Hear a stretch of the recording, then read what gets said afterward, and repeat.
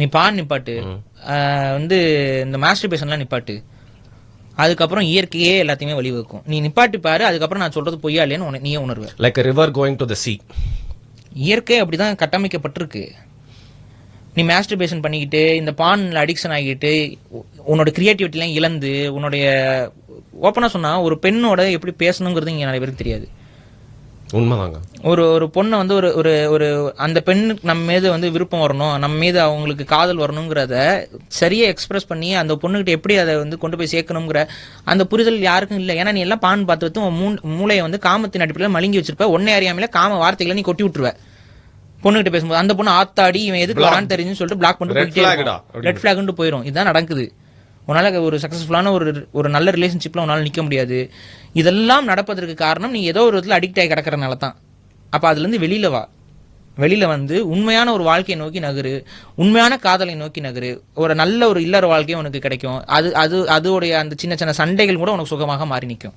அதுக்கு ஏன் ஊழல்னு சொன்னாங்க? காதல் சரியானதாக இருந்தால் அந்த காதலியோட வரக்கூடிய சண்டை கூட அது பேர் ஊழல் தான். ஊழலும் சுகமானது. சின்ன சின்ன சண்டைகள் வரதான் செய்யும், ஒரு கருத்து முரண்பாடுகள் வரதான் செய்யும். ஆனா அது வந்து அது ஒரு விதமான ஒரு அன்போடைய அன்பை பகிர்ந்து கொள்ளக்கூடிய ஒரு விஷயமாகத்தான் மாறி நிற்கும். இது உண்மையான காதல்ல வெற்றி அடைந்தவர்களுக்கும் இல்லறத்தில் நல்ல ஒரு உச்சநிலை அடைந்தவர்களுக்கும் இது புரியும் நான் சொல்றது என்னன்னு. ஆனா நிறைய பேருக்கு புரியாது. புரியலன்னா நீ யோசிச்சுக்கோ, நீ அந்த இடத்துக்கே நீ போகலன்னு அர்த்தம். அந்த இடத்துக்கு வாங்க. அந்த இடத்துக்கு வந்துட்டு இதை கொஞ்சம் பாருங்க. பான் வந்து அடிக்ஷன்ங்கிறது உங்களுக்கு நல்லா புரியும். அது உங்களை மாரலா வீக் ஆக்குது. எல்லாரையுமே மாரலா அது வீக் ஆக்கிரும். பான் நீங்க பார்க்க ஆரம்பிச்சீங்கன்னா உங்களுக்கு உங்க மனசுல உள் மனசுல ஒரு கில்ட் இருக்கும் எப்பவுமே. அந்த கில்ட் வந்து இருக்கக்கூடாது உங்க லைஃப்ல. அந்த கில்ட் வந்து உங்களை வந்து எல்லா இடத்துலயும் உங்களுக்கு அந்த கான்ஃபிடன்ஸ் எல்லாத்தையும் உடைச்சிரும். கில்ட் இருந்துச்சுன்னா உங்களுக்கு கான்ஃபிடென்ட் வராது.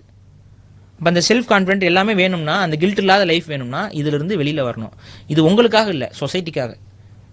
இது நான் வெளியில வரனால என்ன எல்லாம் திருந்திட்டு வானா, நீங்க வாங்க. அது மாதிரி ஒரு 10 பேர் வெளியில வாங்க.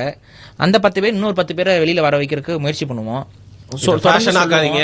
இதை வந்து ட்ரெண்ட் பண்ணாதீங்க, இதை நார்மலைஸ் பண்ணாதீங்க. இதை நீங்க நார்மலைஸ் இதோட தவறுகளை மக்கள்கிட்ட எடுத்து சொல்லிக்கிட்டே இருந்தீங்கன்னா தான் அதுல இருந்து அதுல எல்லாரும் போய் அடிக்ட் ஆகாம இருப்பாங்க.